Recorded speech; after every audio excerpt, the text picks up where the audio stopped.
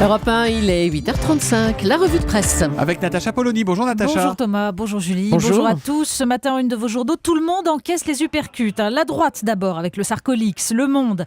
La droite sous le choc des échos de Buisson. Libération, le mouchard de la Sarkozy.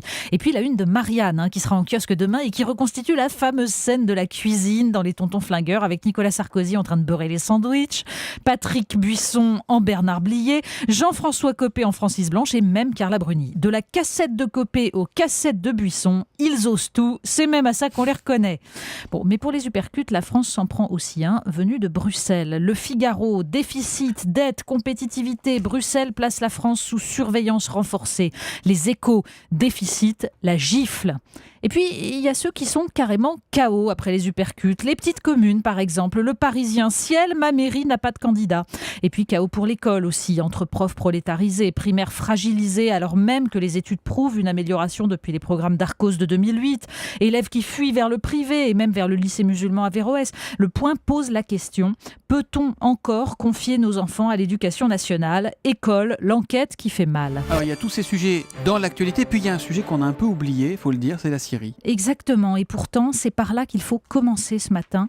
Le Monde consacre une enquête de 2 pages au viol systématique pratiqué en Syrie par l'armée de Bachar el-Assad. Et on a beau savoir que partout depuis l'aube de l'humanité, ce genre d'horreur a constitué la première des armes de guerre, eh bien il faut lire ces pages.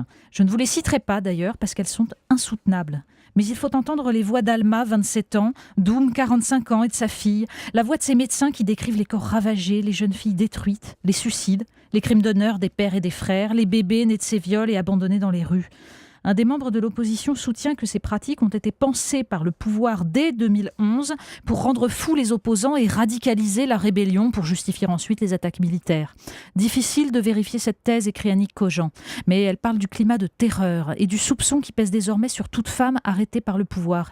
Il faut lire ces pages pour savoir ce que devient l'humanité quand les haines abolissent la civilisation. C'est signé Annick Cogent et c'est donc à lire dans Le Monde d'aujourd'hui.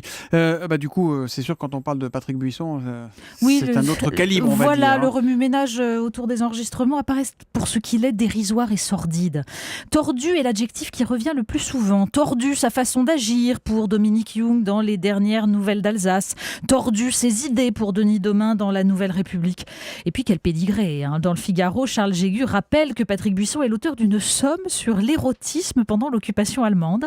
Dans l'Opinion, Ludovic Vigogne raconte comment il en est venu au point avec son fils Georges dans les couloirs de la chaîne Histoire.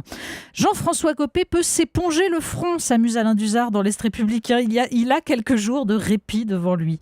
Mais derrière la déliquescence de la droite, il y a aussi l'avenir de la France. Alors on comprend sous la plume de Charles Jégu que le sulfureux conseiller était mis de côté non pour ses turpitudes, mais pour des raisons de pure stratégie politique. Patrick Buisson est un tenant de la fusion avec le Front National pour contrer la gauche. Nicolas Sarkozy estime, lui, que les voix du FN captées en 2007 sont reparties chez Marine Le Pen et ne reviendront pas. Le Sarkozy nouveau sera donc au centre, consensuel et rassembleur.